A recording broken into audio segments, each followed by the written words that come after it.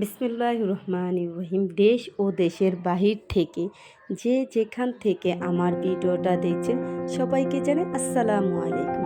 আশা করি আল্লাহর রহমতে সকলে সুস্থ এবং সবল আছে।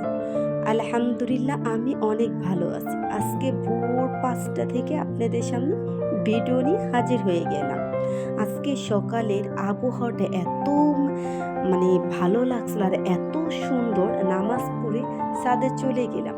সে ছোট্ট একটু ভিডিও ক্যাপচার করে নিলাম। এত সুন্দর আকাশটা দেখে তাকিয়ে ভাবলাম কেমন জিন করছে আপগুলো, দেখে খুব ভালো লাগলো। গাছে দেখলাম অনেকগুলো ফুল ফুটেছে, সেগুলো দেখে সব কিছু দেখে নিচে আসার পর মেয়ে রাত্রে বলে রাখছিলাম আমি মোমো খাবো।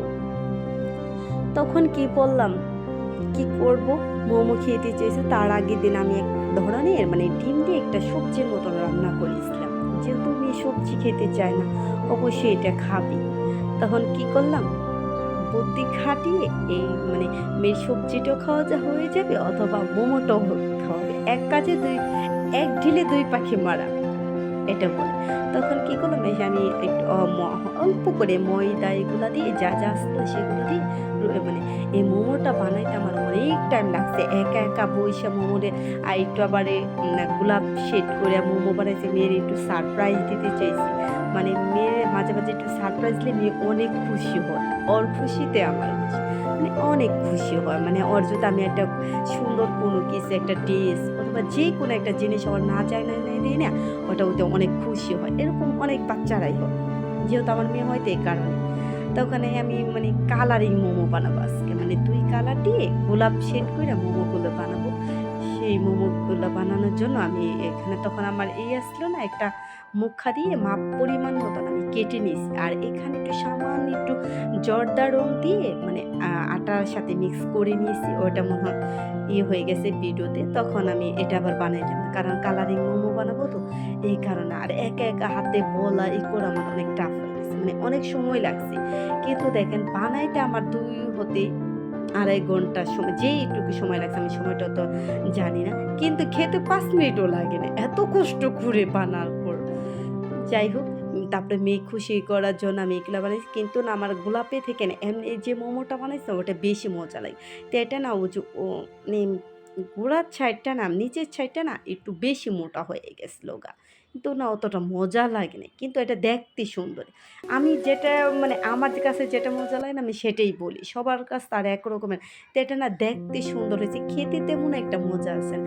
কিছু কিছু ফল অথবা কিছু কিছু জিনিস দেখবেন দেখতে অনেক সুন্দর, কিন্তু ওটা বাস্তবে অতটা ভালো লাগে না। ছবিতে কিন্তু অনেক সুন্দর লাগে, খেতে অনেক মজা লাগে না। আমার কাছে এটা মজা লাগে না দেখে আমি এটা আপনাদের সামনে বললাম। হ্যাঁ, এটা দেখতে এটা লগ্ন যারা সাজায় তাদের এগুলা দিলে না অনেক সুন্দর হয় লগ্ন সাজানো। তারপরে আমি নর্মালভাবে যেভাবেই বানাই, আর এই যেভাবে আমি শীটটা বানাই না, আমার এভাবে না অনেকটাই হয়েছে। আমি অনেকটা মানে এইভাবে দেখানোর চেষ্টা করছি বোঝানোর জন্য, কিন্তু আমি একটু স্পিড বাড়াই দিয়েছি। তো এই কারণে যখন আমি করছি না হালকা ভাবে করছি, আর এভাবে আমি শীত করি। কিন্তু ওই গোলাপগুলো বানাইতে না আমার অনেক টাইম লেগে গেছে। জানি না আমি এত প্রফেশনাল, এত সুন্দর করে আমি বানাইতে পারি না। তারপরে আমি ওরকমভাবে বানাইতে পারি যে আমি যেভাবে বানাইতে পারি ওটাই আপনাদের সামনে আমি তুলে ধরলাম। আমার মোমো দিতে এত আইডিয়া নেই এভাবে না এভাবে, কিন্তু আমি যেভাবে আর আমি কি করি এগুলা না বেশি, আর এতগুলা তো খাওয়া সম্ভব না। মেয়ের আমি যে ছোটো ফ্রিজে ওগুলা সিদ্ধ করে নিয়েছি, এগুলা খেয়েছি মেয়ের আমি। আর সিদ্ধ একটা বড় ছাঁকনিতে তখন করছিলাম, তো তখন ওই ছাঁকনিটা করছিল দেখি তো হয় না। তারপর আবার অন্য একটা যে মধ্যে ভাপিয়ে দিচ্ছিলাম। আর এইগুলো আমি ডিপে ফ্রোজেন করার পরে কি করি, আমি গরম পানি অল্প একটা হাঁড়িতে বসে ওই গরম পানির ভিতরে আমি মোমোটা ছেড়ে দিই। ছেড়ে তারপরে একটা ছাঁকনির সাহায্যে আমি উঠাই। আমি এভাবে মোমোটা খাই। কিন্তু আমার এভাবে না মোমোটা সিদ্ধ হতো, এক দুনো চারটা সিদ্ধ হয়ে যায়, ওভাবে খাইতে বেশি মজা লাগে। আবার আরেকটা কী করি, ফ্রাই প্যানে দিয়ে হালকা তেল আর হালকা পানি দিয়ে আমি হালকা ভাপে ঢাইকে দিই। ওইটা খাইতে অনেক মজা, হালকা একটু ভাজা ভাজা ওইটা খাইতে অনেক মজা। আমি বিভিন্নভাবে খাই। কে কীভাবে খায় ওটা তো আমি জানি না। আমি যেভাবে খেলে ওটা প্রেশান। তখন আবার এখানে আমি এই ফুলের তোড়াটা রাখছিলাম দেখি অনেক ময়লা পড়ে যায়, এই জায়গাটা আর এই ফিল্টার আনছিলাম এই পানি খাওয়ার জন্য। কিন্তু আমি পানি না খেতে পারি না। এই পানিগুলো না কেমন যেন একটা ভ্যাপসা, ভ্যাপসা গন্ধ হয়। তখন আমি এটাকে কি করব? এটাকে কোথায় রাখবো? রান্না করে মানে অল্প জায়গা তো রাখলে অনেকটা জায়গা হয়ে যায়। তখন আমি কি করলাম এই ফুলের টবটা এখানে থেকে নিয়ে এই ফুলের টবটা আমি ড্রয়িং রুমে রেখে দিলাম। আর এটে আমি ফুলগুলো দিয়ে এগুলা করলাম। জানি না কেমন হইছে অবশ্যই বলবেন কেমন হয়েছে। আর যদি আমার ভিডিওটা ভালো লাগে অবশ্যই একটা লাইক দিয়ে আমার ভিডিওটা দেখা শুরু করবেন। আর আমার অনেক, অনেক আপুরা অনেক সুন্দর, সুন্দর কমেন্ট করে যেমন বাঁদন আপু, মিম আপু, তারপর অনেক আপুরা আরো ফাতেমা আপু, মুক্তা আপু তাদের কমেন্টগুলো পড়তে না আমার অনেক ভালো লাগে।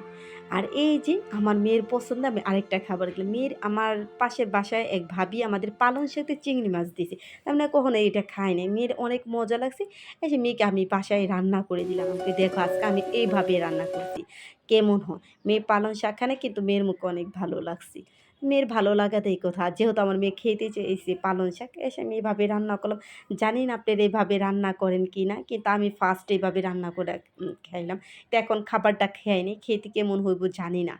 অবশ্যই মজা হবে। আমার মনে হয় রান্নাটা দেখছি তো রান্নাটা দেখতেও খুব মনে হইতেছে।